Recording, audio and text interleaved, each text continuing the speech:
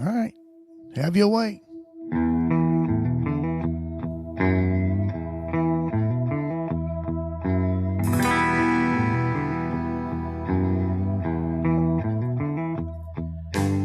Another episode of Bourbon and Badgers, the podcast. We are here with Slow Ride, Dobie Dog, and man, that does not look like Rodinator on there. That is the Cajun Rebel, Jerry Milwood. Hey, man, what did we do to be blessed with such a I'm presence? telling you, man, we need an expert, so we call Jerry. He's an expert in a lot of things. Yeah. They let me So what are we crawl. experting about tonight? I think Jerry has a sidekick with him. Yeah, I got my sidekick with me tonight. Oh, what's the dog? Oh, we didn't know he was bringing dates. She's So what's pretty too. So what's her name? Yeah. Tinkerbell, but her nickname's Pinky. I don't know how that happened. It just happened. Oh, okay, cool. Cool. Stranger Oh, good things deal, man. happen. So why do we need Jerry on the show tonight? Well, we're going to be analyzing a 911 call that happened in Pender County, North Carolina, about 7 years ago. And it's just come to light within the past year. And I listened to it and thought it was interesting. And, we needed somebody with a little bit of expertise, Jerry being former military and a former magistrate. And by George, he's just one of our buddies.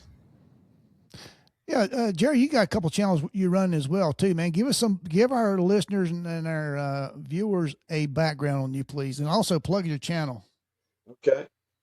A year and 6 months ago, I started doing my own show on TikTok, which is J.R. Milwood at Kaiser Rebel, and I do two show titles: Rebels Dark Tales, which it used to be of Appalachia, now it's just Rebels Dark Tales, and I also do it on YouTube, but it's under the name you can find me. My channel is called Rebels Dark Tales of Appalachia.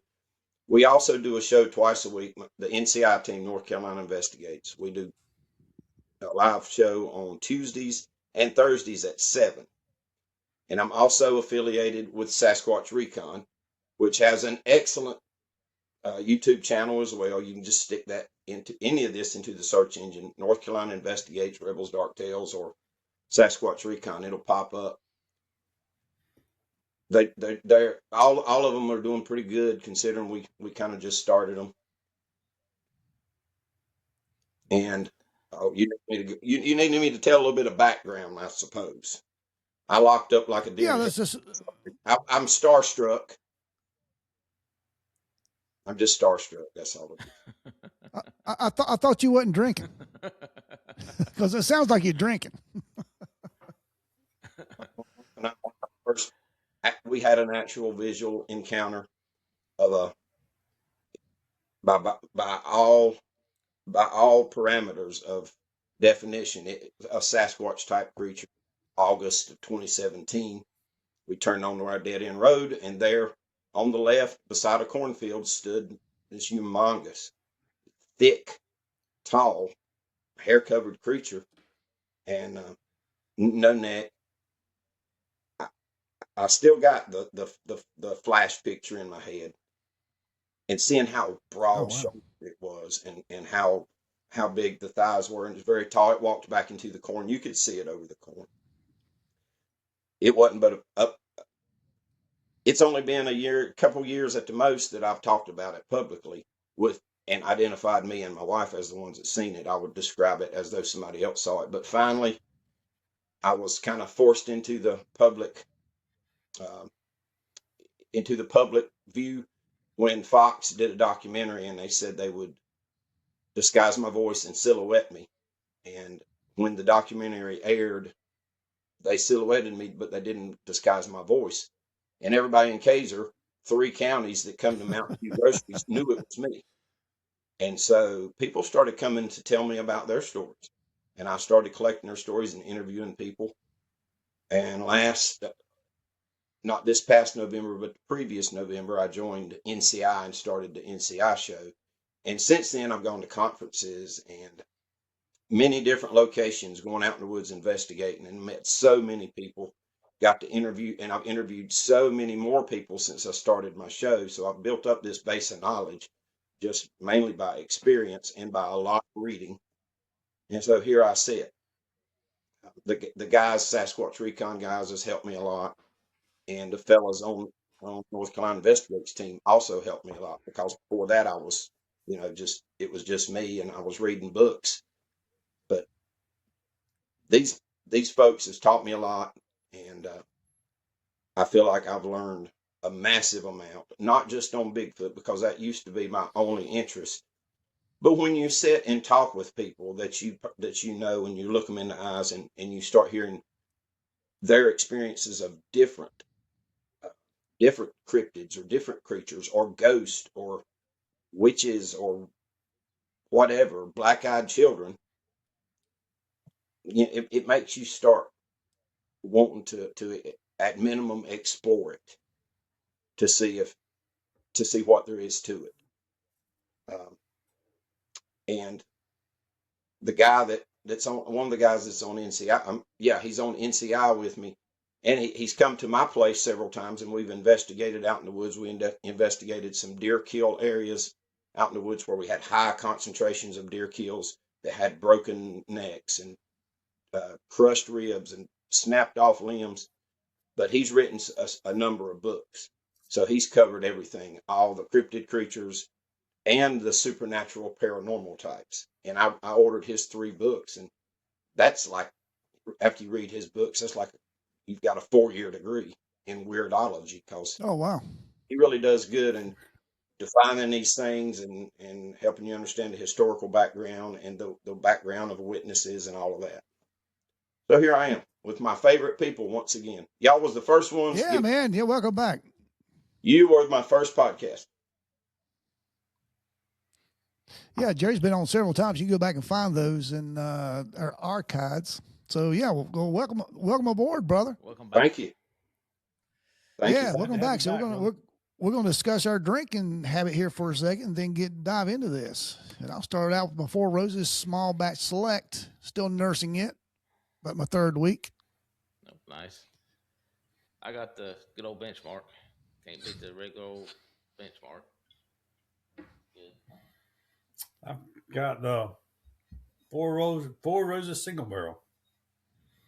Pretty good stuff. Yeah, single barrel. Yeah, single barrel is really good. It's really good. Yep. I found the single barrel though can kind of deviate in taste. Depending on the barrel from time to time, but it's always real close. Yeah. Right. It is. And Jerry's our designated talker tonight, so he's teetotaling. Yep.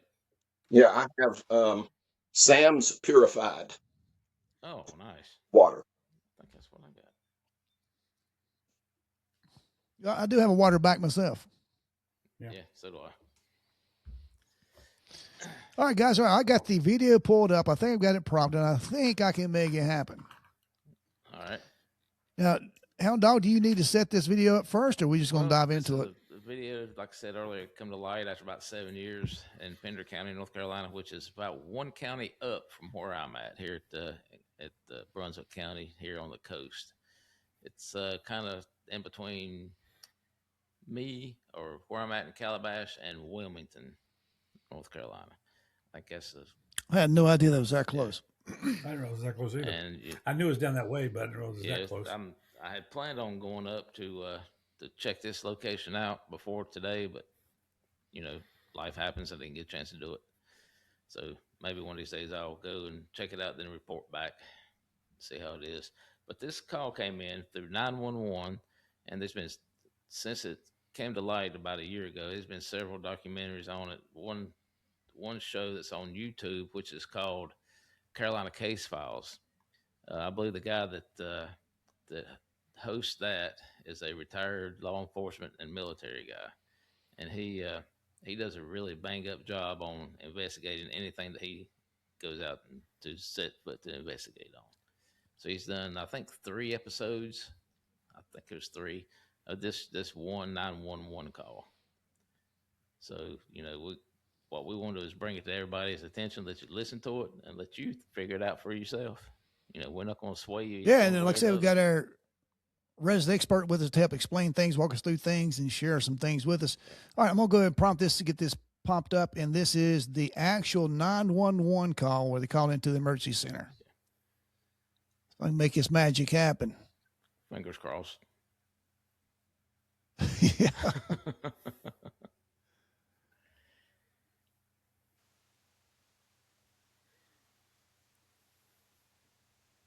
Okay. That's not human!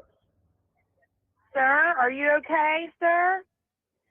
Pender County 911, what's the address of your emergency? I'm driving on 210. I just crossed the Black River, and I thought I saw a guy standing on the side of the road bleeding. And did you saw a man standing on the side of the road? Yes, ma'am, and it looked like he was bleeding. When I drove by, I had my high beams on, and all I could see was just some streaks of red going down his body, starting at his head. What the? What was that, sir? That's not human! That's not human! Sir, are you okay, sir? There's something in the back of my truck! Okay, what's in the road? No, it's not in the road, it's in my truck. In the bed. There's something in the bed of your truck? Yes, ma'am, I just turned on my bed light for my truck, and there's something in my bed. Okay, sir, when you say something, what do you mean? I just knocked it off of the bed of my truck and went over my roof. Okay, what was it? I don't know. Like a turkey, a deer? No. Turkeys are pretty big. I don't know what that was. I don't know if you heard that bang before I started screaming, but I heard a bang. I did. Turned on my light. I heard a thud. And back to the man that you saw, you said he was covered in blood? It looked like he was bleeding from his head and heavily because it was going down his torso, and he had no shirt on. And was he white, black, Hispanic? He was white, and he was staring at me as I drove by, just blankly. That's not human! That's not human! Let's see if we can get this thing turned off now. Okay. All right. Everybody see that okay? Yeah. Yeah, I would like to say for our non-police audience, generally when you get a call like that, one dispatcher's taking the call while the other dispatcher's actually dispatching a deputy or an officer to the scene. So there's not that delay in the response, getting an officer out there. So probably there's another dispatcher dispatching the deputy to that scene as she's talking and trying to gather as much information as she possibly can from the caller. Mm-hmm. I would like to say right up front, I think it's kind of comedic when she said, "Is it a turkey? Turkeys are pretty big." That was. I thought, what? She is from Pender County. I'll give her that. There's no doubt in my mind about that. True. All right, and Jerry, jump in any time. But what do you guys think as a cop, man? Do you see any validity in that call? Just not thinking about anything you looked at afterwards. Just as the initial call. Okay, as far as I'm concerned, on the initial call, you will not have any. I've never had any access to actual 911 recording on the scene. Never have. Right. And right. For them to give it out, there's probably, I don't know what the actual call was. It's probably like, meet with somebody or something of that nature. So I don't know exactly what it was, but the officers going out there, they had no idea that this 911 call happened. They don't know what they're. Yeah, they probably got something to the effect. Meet with this guy, probably a hit and run. They're probably saying, telling him he thinks he hit a deer. They're probably not going to. Yeah, that's what you're probably going to get. Yeah. Yeah, and you, and Jerry, you once was a master, great master, one of our favorite masters. You and Larry Brown was probably my two favorite in all of Gaston County. Look it through your eyes too. If listening to this, take the paranormal stuff, your expertise of that out of the equation just for a second. Just look at it through the master's eyes.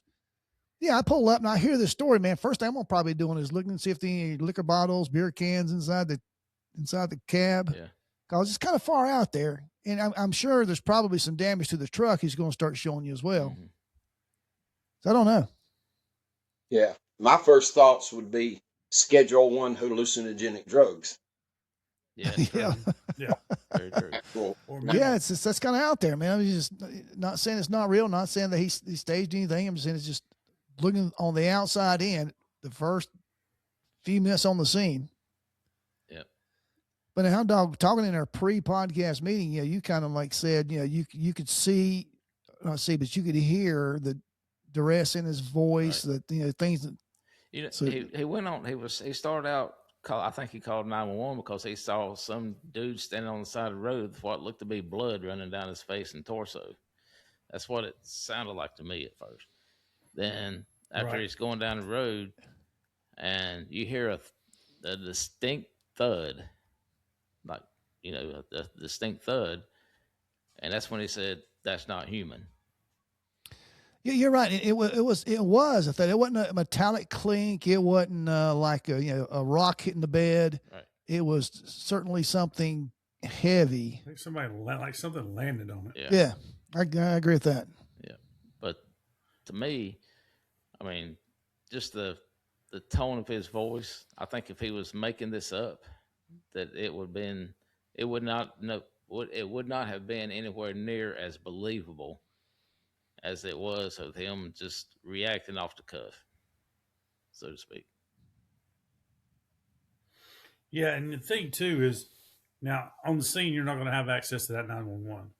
But if you go back and you call dispatch, hey, what did you hear? What was going on with this call?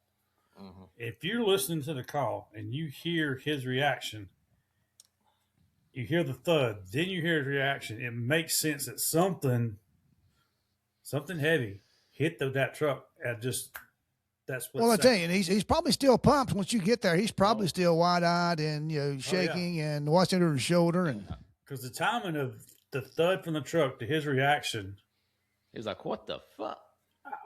Yeah, I mean, and too, I've been, and I'm sure Jerry's been the same way. You've seen deer, and I've seen deer, seen turkey, and I've been wrecks with deer, and I've had deer hit my truck.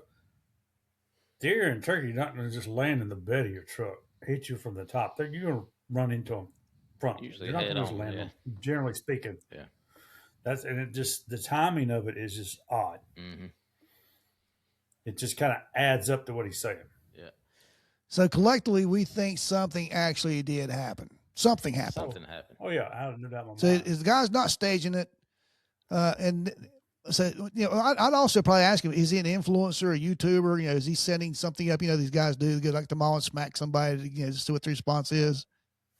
And another thing too, why would you pick, if you're going to do something like that, to pick it that time of night, that location? Yeah. It's not in rural North Carolina. It's just, and I watched some of the interview with him, later interviews. That boy saw something that he couldn't explain. Yeah.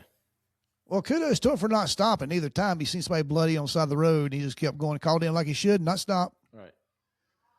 And also, after something jumped to the back of his bed, I probably wouldn't have stopped. I would probably sped up. Yeah, I think at one point you could hear him accelerate on the video or audio. I mean, he accelerates, slams on brakes, whatever this thing is, goes across the roof of his truck, onto the hood, onto the pavement. And I guess he swerves to go around it. And looking in the rearview mirror, they asked him to describe what it was. And he said, I think it was like a real light color, like a real pale white, really, really, really skinny, and black eyes, if I'm not mistaken. And I'm thinking, yeah, I think that's what he said. And when I first heard this, I'm thinking, what the hell is he talking about?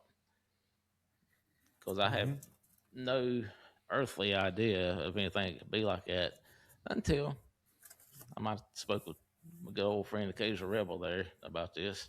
Yeah.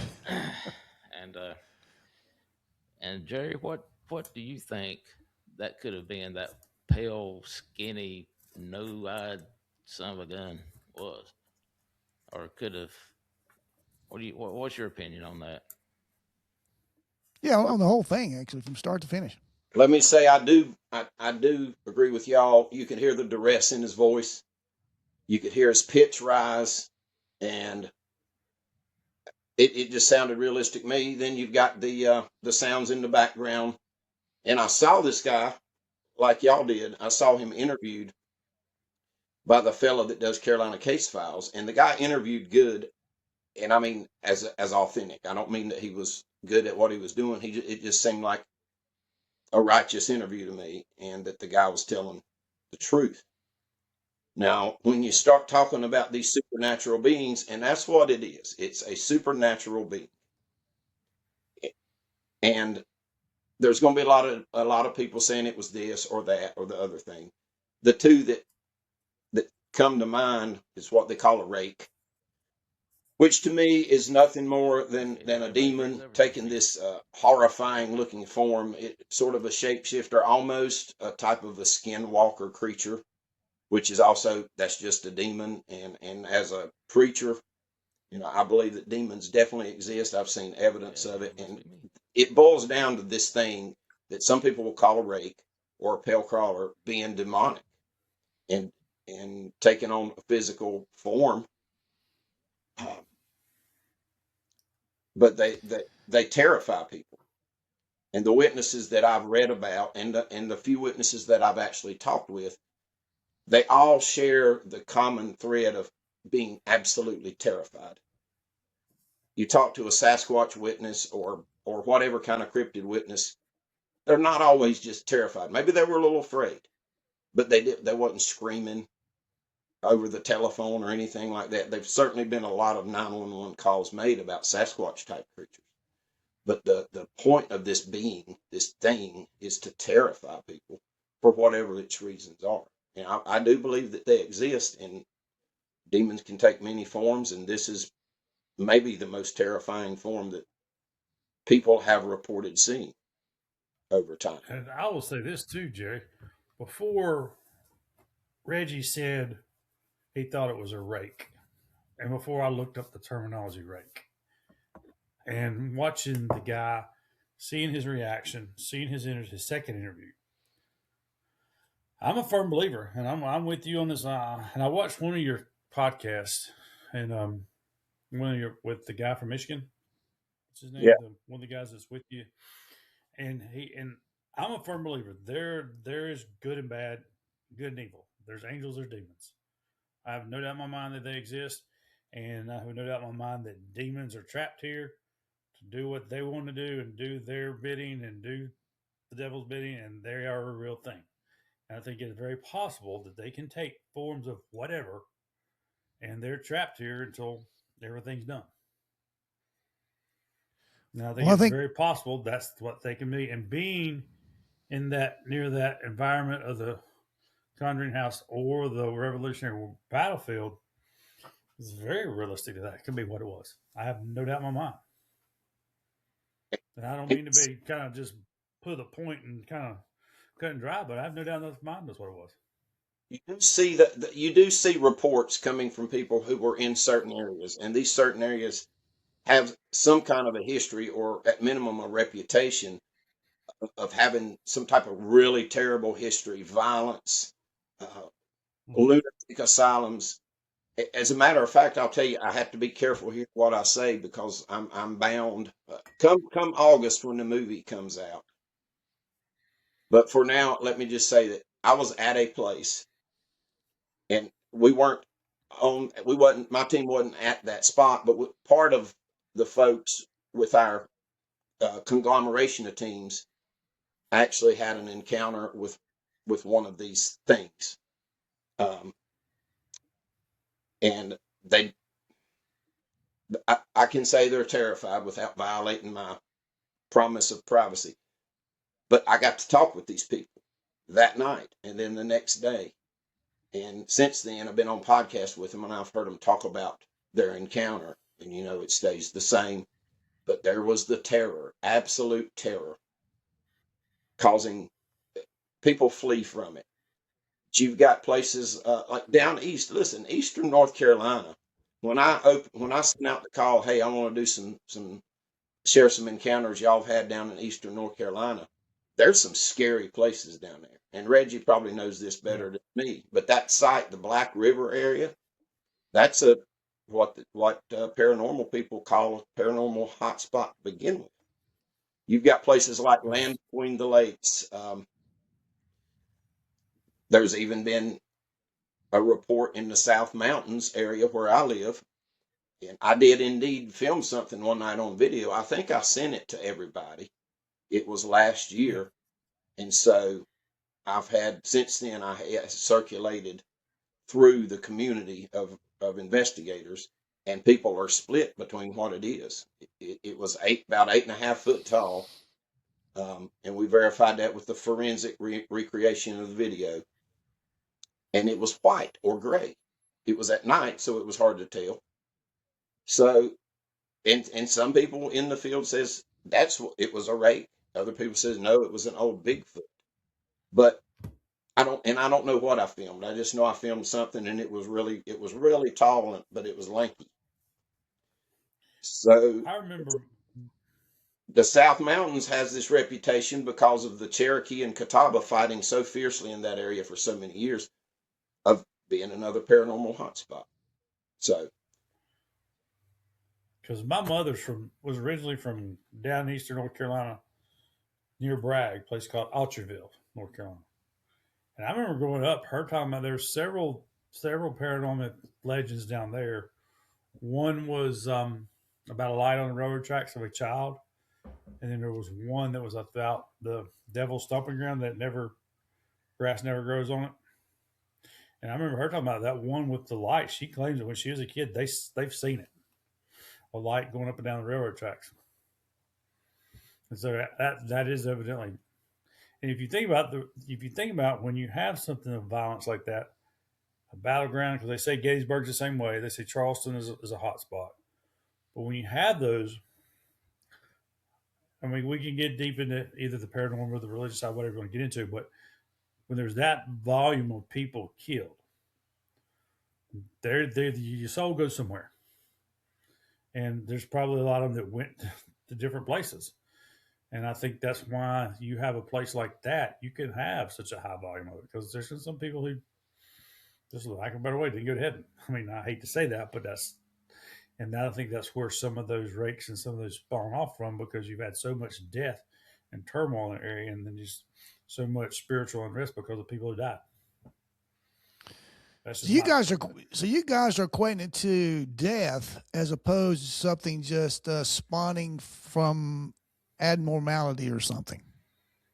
That's my opinion. I don't think that these demons will just manifest anywhere. Right. You know, and you know, Christians, we have to admit, if even, you know, I'm not afraid to admit, but the spirit world is real, just like you said a while ago. The spirit world is real, and we don't know the rules that or the parameters or none of it, but I do believe that they are particularly fond of spawning or manifesting in areas with extreme violence or extreme sorrow or extreme suffering. There was a story about a rake being spotted near Auschwitz. That just popped out of my head. I actually remembered something. My brain ain't as bad as I thought. Where's that from? Auschwitz, the location of the concentration camp, the killing camp. Well, did not know that. I didn't either. Well, speaking of manifesting, sorry about that, Hound Dog, welcome back. back. I don't know what is going on with my computer tonight. It's just not cooperating 100%. But, you know, we'll get through it somehow. Oh, yeah. All right, well, good deal. So, yeah, I find this very interesting. Has any of you guys, you ever respond to one of these type of calls? I haven't. I haven't responded to a call like that I'm aware that I can remember. No. Yeah, I haven't either. Now, this, Miss White, everybody remembers Miss White down off New Hope Road. She's always seeing statues in her yard moving and stuff like that. But, yeah, I think she was just mental issues and her age. But, so, Jerry, how long have you been involved in this stuff, man? What point in your life did you start picking this stuff up? Well, I'll throw this in there. You know, I was never a police officer, but when I was a magistrate, I presided in 12 years, a little more than 600 involuntary commitment decisions, hearings. And sometimes I would run across one where it was obvious the person may be on drugs or might be having some mental problems, but they were clearly experiencing some spiritual things that of a horribly dark nature. So I couldn't say that at the time. That was a certainly opinion I had to keep to myself. But you asked me how I've been involved in this. Did you what age did you start realizing, hey, there's something out there, Bigfoot, these rakes or whatever? At some point something had to trigger something in you to get involved in these type of investigations. Well, it's a two-pronged thing. And first, I'll say that my interest in all of this was ignited when I was a child. My papa took me to see Legend of Boggy Creek. And I seen that at the old Webb Theater downtown. Yep, that's where I saw it. And so that stayed with me over the years. And I was also drawn toward the scary movies. My mom used to let me and my brother stay up on Friday nights and watch scary movies. But prior to that was when I hit about 10. And I don't talk about this very often. I've had just a tiny number of what I would call paranormal incidents that I've personally witnessed, other than seeing people that were clearly demon possessed. I put that in its own category. But when I was a kid, 6 years old, we lived at the foot of Paysauer Mountain, which is not far from where I am tonight. And for a number of nights, over a period of about 6 months, I was seeing this dark figure standing in my doorway. Start screaming and yelling. My mom would come get me, take me in there to the bedroom where her and Daddy was. And then they started leaving the hallway light on for me. And it kept happening. And the hallway light made it worse because I could see this big, tall, and to this day, I don't know what it was. I don't know if it was demonic. But one other time in my life, and I was grown, I was a magistrate, and my wife and I were laying in bed when we lived over in Mount Holly.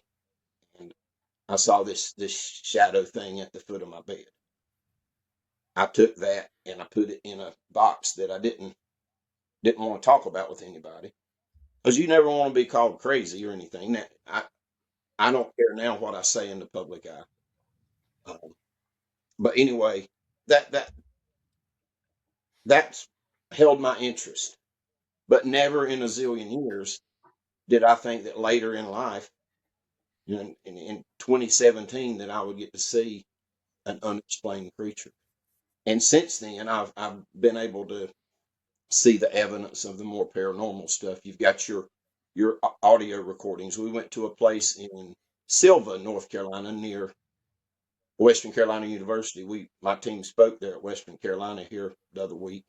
And afterwards, we went and investigated this old house. And I wasn't skeptical. I was kind of neutral. And I left there being a believer because what I heard, I didn't get to hear it with I was not there when they recorded things in that house, but it was with a cell phone. They set the cell phone on top of the old electric box. The house had no power and hadn't had for years.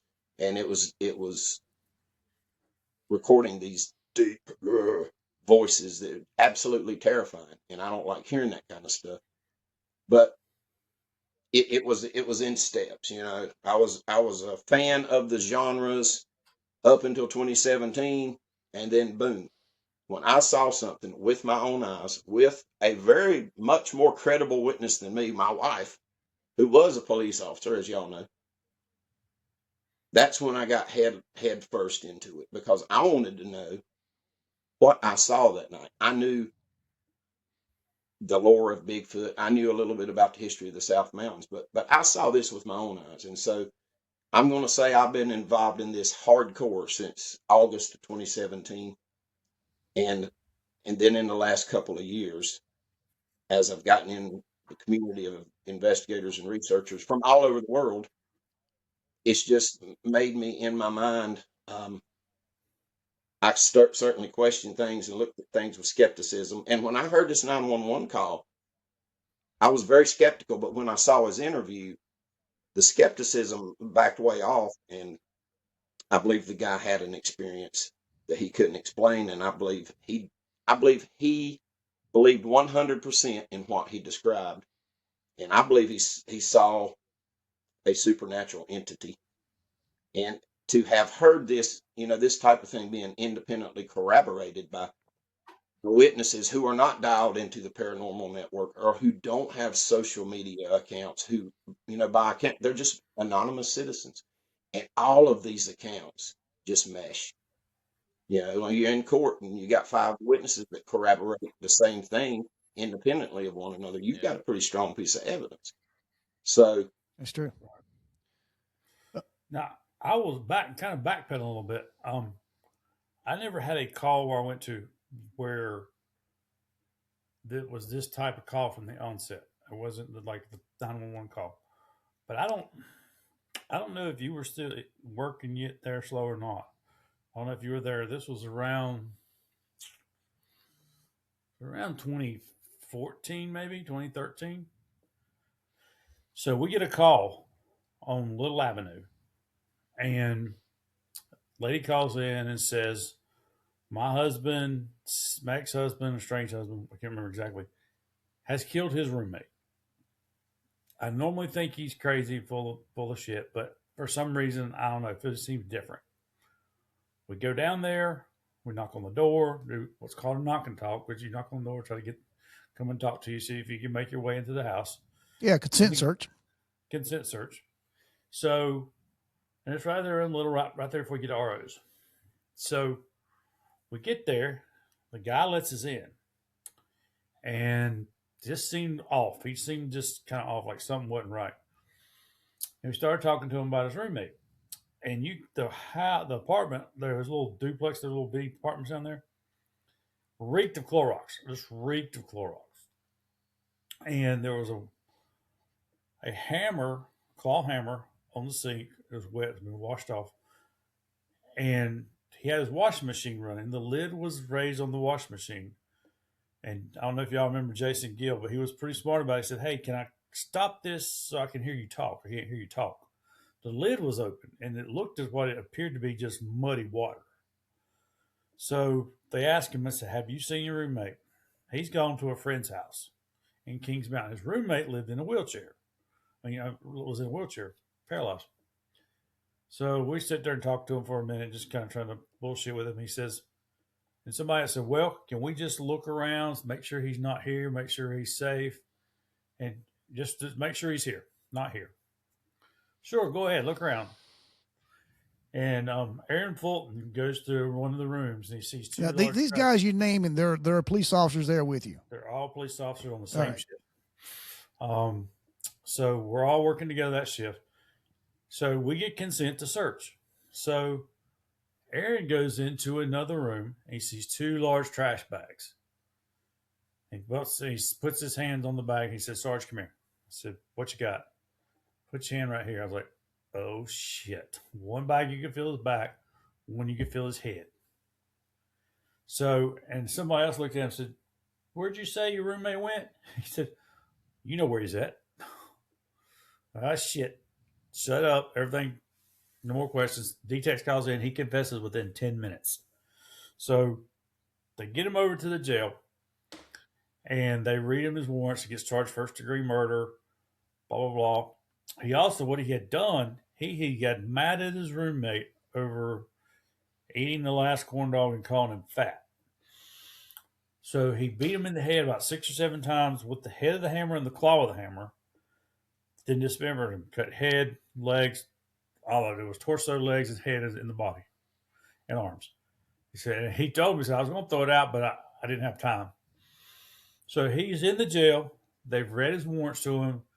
Magistrate's giving his bond. They take him over to booking. And I'm standing there talking, just there chit-chatting.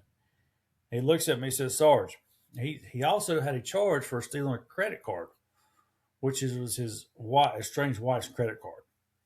They charged him with that too. He said, this is the way he worded it. He said, you think they'll dismiss these? I got some more serious things over here. And he was just, when he looked me in the face, He was just as cold and evil as I could imagine. And it's like he had no feelings, none. And I walked out of the jail that night. I thought he's got to be possessed, got to be, because it was just that cold, didn't care, blank, nothing. And he had just killed his roommate. And I honestly felt that night, and I walked out and he was possessed. The charge that he wanted to dismiss was the credit card charge. I got my mind. Credit card. Yeah, he's like, well, you think they'll dismiss this? I got these other things over here. Trying to barter. I mean, it was but it was just the way he looked at me and the way he talked was just empty. Yeah, let me lay some groundwork here for the non-police officers listening to us. You keep hearing the word of magistrate. You know, Jerry was a magistrate for, what'd you say, 6 years? Great magistrate. And 12 years. Okay, great. And then all this talk of magistrates. What is, you know, when people say police officers are going to take you to jail, that's a fallacy. We don't have the authority to put people in jail. When we arrest someone, proper cause, whatever, we take them before someone like Jerry, a magistrate, who either finds probable cause and gives them a bond and puts them in jail. The magistrate can do that. Police officer can't.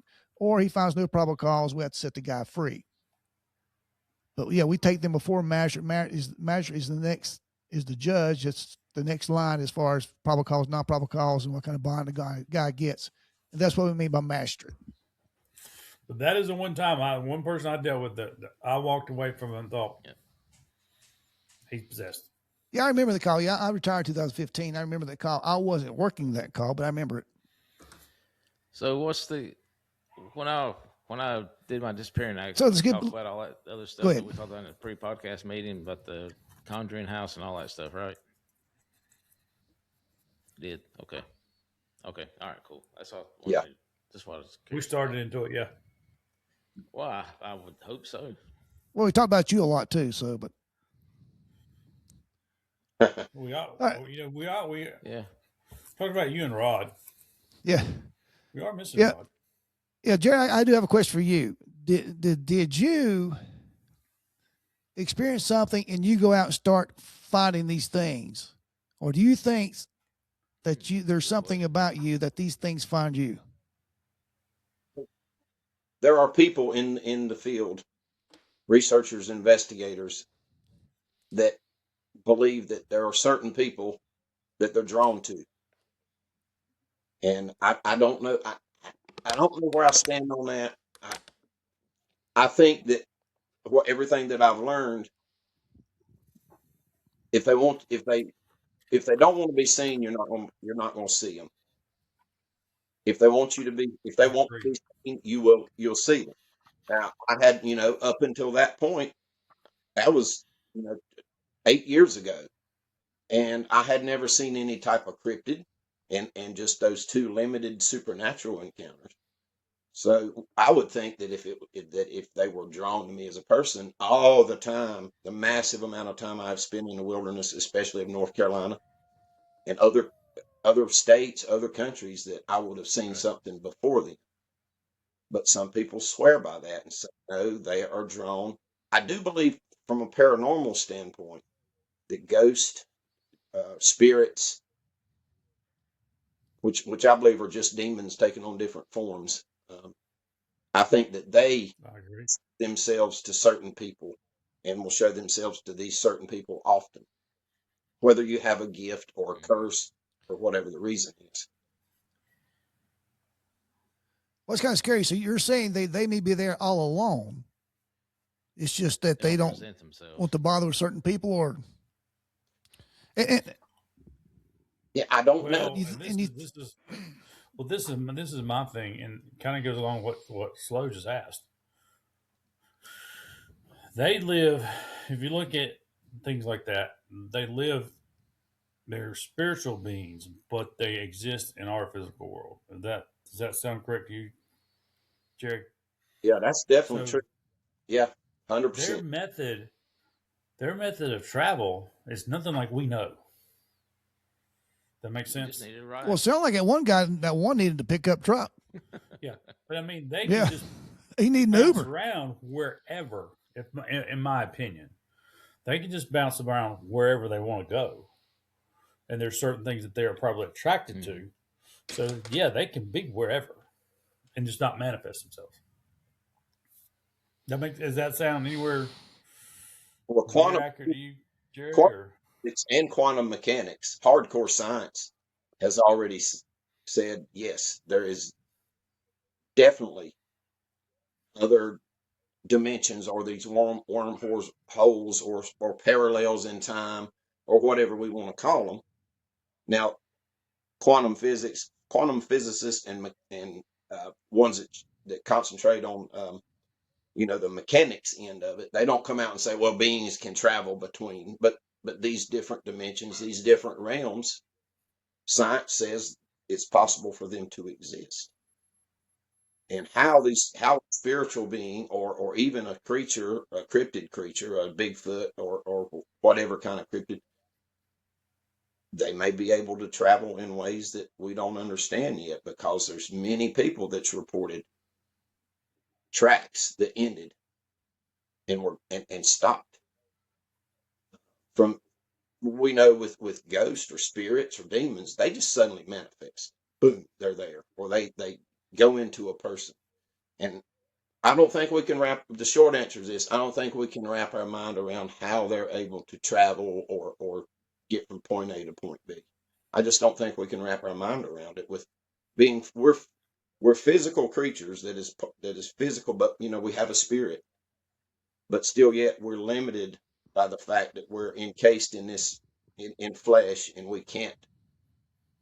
At least I can't. Some people claim they can, but we can't see into the spiritual realm to see the behind the scenes stuff. We just see the results of it. I agree with that. Right. I agree. Yeah. And do you think though is a lot of that not embedded, but lack of words, beat into us as a kid, or depend on who your influences are, your family, your parents, ghosts don't exist. That doesn't happen, or they do exist. They do happen. That may lead people down certain, believing one way or the other as far as, you know what I'm trying to say? For example, I don't disbelieve in Bigfoot. I think there probably are one, but I've been in the woods and since I was 12 years old, camping, hiking, and I stay in the woods constantly. And, just luckily or unluckily, I've never had an encounter. That doesn't mean that I disbelieve. Yeah. Am I making sense? Hey, yeah. If it is, it's the first time in like eight seasons. Oh. I thought the podcast. Good point, Hound Dog. Well, until we as humans, until we actually experience something that's extraordinary for ourselves, Yeah. we have a hard time accepting something because of a number of different reasons. But two, mainly, it's how we're brought up, and in certain cultures, like in the culture we grew up in, they would say, well, boogers aren't real. And so we're taught that as kids, but also we don't want to be made fun of. And we're we toe a line. Stigmatism is attached to it.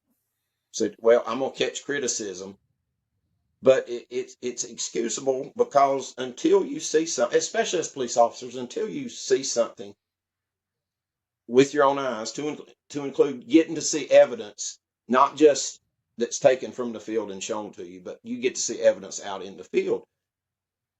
I was exactly like that until I got to see something for myself.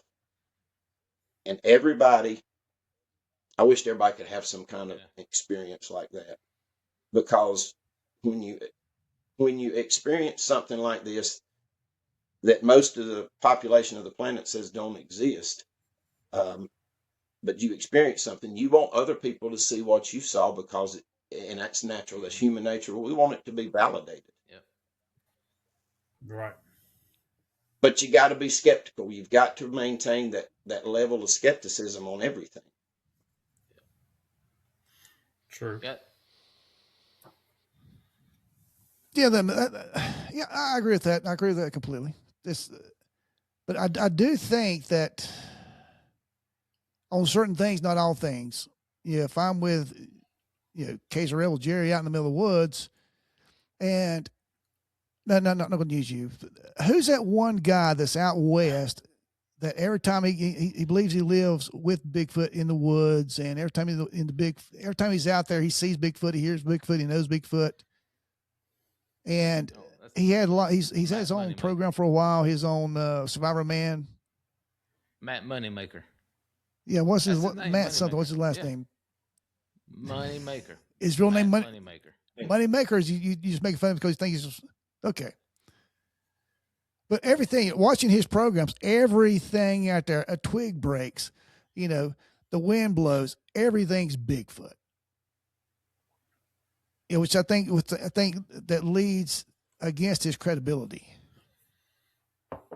Yeah, be wary of somebody who says that every time they go into the woods, they get to experience something across the board. Now, there are some exceptions to that.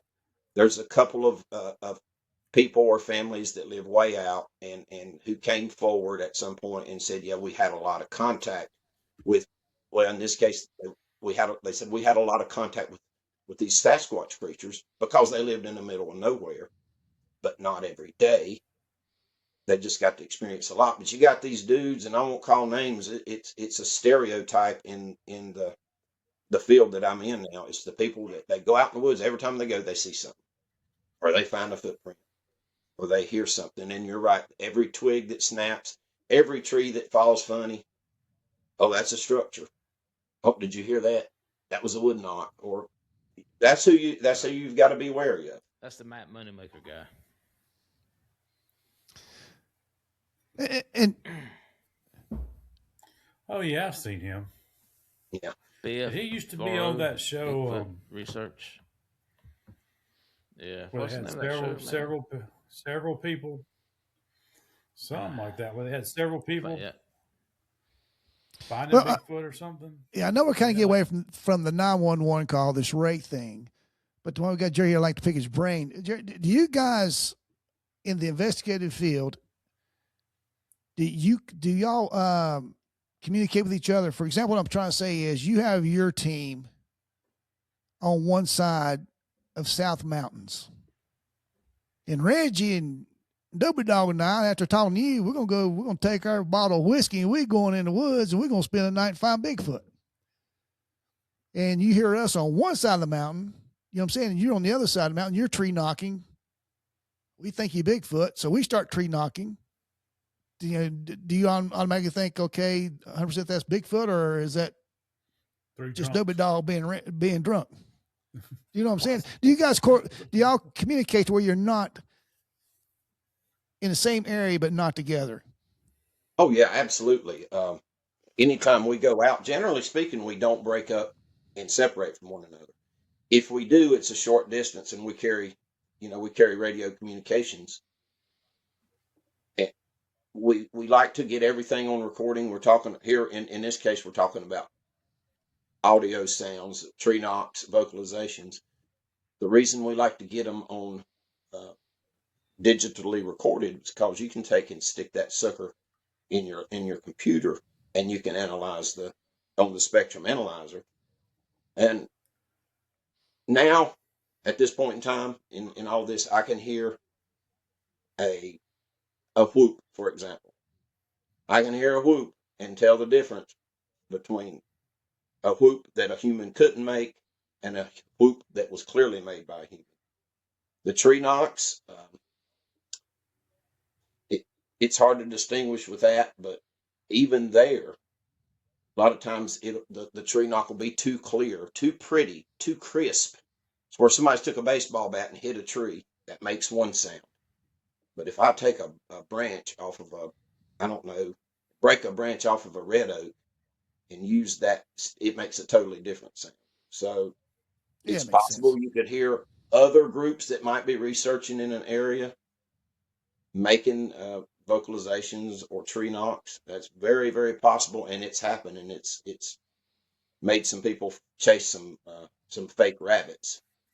But that's why you want to know. I guess and on the other hand, it probably piss you off too, because you're putting all this time and effort and money and equipment and doing something, you realize, crap, there's these amateurs over here screwing us up.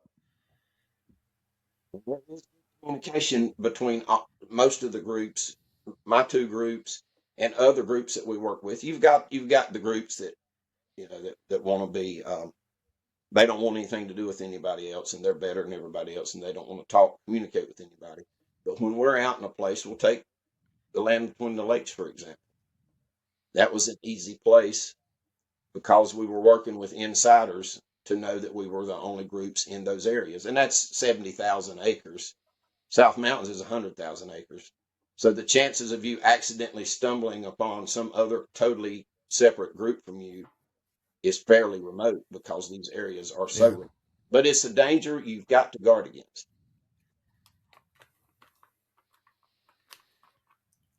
All right, we're down to about 5 minutes left on the show, and I hate to keep flip-flopping, but let's go back to the rake, or what this thing was, this 911 call. Here we are, the three of us, we respond that as officers, we respond to that. Hound dog left again. We respond to that call, and we hear all that, and it kind of raises up the shackles back our neck, so here we are. We come to you, Jerry, our friend who we know deals with this paranormal stuff, and say, hey, Jerry, this is what we got. Listen to this 911 call. This is what I've seen at the scene. I think the guy's real. There's damage to his truck. At what point would you think there's enough evidence for you and your investigative crew to go out there and investigate yourself? Well, we would certainly want to go to the spot. We want to know the exact location. We want to know the area in general. We want to talk to this witness. I prefer to talk to my witnesses face to face if at all possible. I interview some people over the phone or over video just because, there's a lot of distance between us, and I can't ride 6 hours to Eastern North Carolina when I have a witness say they'll talk to me. But at any rate, above and beyond anything else, I want to look in this person's eyes and watch their mannerisms and their body language while they're talking about and recounting their experience. And his interview impressed me. It impressed me that he wasn't lying. I don't think he misidentified anything, because like one of y'all said it earlier, a turkey or a deer or whatever, a person don't jump in the back of a pickup truck with the truck by. The totality of the circumstances tells me that this guy saw a supernatural thing, and that most of the paranormal community is defining it as a rake, what they call a rake. And I tell you, he can't explain it. And he's traveling down the road. If that was me, I'd definitely be speeding to get away from whatever. So whatever jumped back his truck had to have some type of speed to it or something supernatural to it to just jump in the back of a moving truck like that. Exactly. I mean, if you look at just the sheer physics of it, what can do that? Nothing that we know of that's a real live deer, turkey. That's physical capability. That's not. That was funny. He says that turkeys are big. Just to and see, here's another thing too. This is just kind of going on my background. It's 3 or 4 o'clock in the morning, right? When this happens. Wasn't that around the time? I remember being late to the point it triggered my mind. Okay, this is after club hours. Right. Okay. What I can tell you, and what Jerry can probably tell you, how many turkeys are flying across the road at 2 o'clock, 3 o'clock in the morning? They're sitting on a roost. They're not out. They're not flying around. They don't. They're sleeping. That's what they do. So that would rule pretty much. If you look at it from that aspect, that's another reason that's ruled out. Turkey don't fly around at 3 o'clock in the morning. They don't. That's true. That never even crossed my mind. All right, guys, we're 59 minutes into this podcast. We're trying to end around 1 hour. Jerry, man, first off, I'd like to say thank you, man. You're a very busy guy. I know that you got some things going on tonight that's taking you out of your home. We appreciate you finding the time to be with us, and we appreciate your time and expertise in this, man. You are always our go-to guy anytime we have something like this. We appreciate you making yourself so available to us. I'm glad to do it. Any last thoughts, Jerry? Any last thoughts? Anything on this one, Jerry, that you want to add or subtract from it? Just add that, to take it back home to legal terms that we understand. there's definitely more than probable cause, and the legal standard of the totality of the circumstances convinces me that this at minimum warrants ongoing investigation. So that's how I'll sum it up. And you saying that, us being in, with our law enforcement background, more in-depth investigation, ongoing investigation. Of course, we'd look at the detectives and that, but this would be way outside the detective's expertise. Do you know of anything in the law realm of things where a law enforcement group has solicited someone with your background, your expertise, to come in and to do or to help with the investigation? Yeah, I do know of situations like that, and off the top of my head, I couldn't give you the details, but I will say this: within the community of cryptids and paranormal research community, there is a lot of law enforcement officers that have come forward with reports of these unexplained things, and you guys are the best witnesses. You remember the details and all of that, and they've stepped forward. As a matter of fact, Martin Groves, one of the most famous cryptid witnesses in the history of this, from Land Between the Lakes, at the time he had his first encounter, he was a cop, and he had everything to lose and nothing to gain by coming out and talking about what he experienced. So, we are trained observers, taught to observe.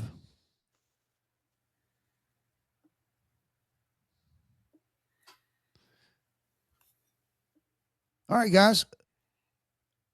Jerry, you still with us? You kind of froze up on us. You got me? Okay, yeah, you go. Okay, so I just want to make sure that you're through with what you're saying. All right, guys, I appreciate it. We lost Hound Dog again. I don't know what's going on with Hound Dog coming and going, but Jerry, we appreciate you being here. Give us one last plug of what you got going on. Well, I forgot to say this at the top of the hour, but my team, NCI North Carolina Investigates, and I think also some elements of Sasquatch Recon, we're going to be in Georgia this coming Saturday in Tiger, Georgia. You can go to my Facebook page or my TikTok, which is J.R. Millwood, and see the details, but there's going to be a Bigfoot conference in Tiger, Georgia, Northwest Georgia, and that's open to the public. You can find my research on TikTok, J.R. Millwood, and on YouTube at Rebels Dark Tales of Appalachia. You can find my team's channel on YouTube, North Carolina Investigates channel, and finally Sasquatch Recon on YouTube. Jerry, appreciate you being here, man. And always, man, you bring so much more to this show. And we're gonna go try to find Hound Dog. Probably doing Hound Dog things like cussing his computer. All right, please drink responsibly. We have drinks here on the show. We never drink and drive. We're always at a location. We're never moving after we turn another few drinks. And as always, been Studio 77 production.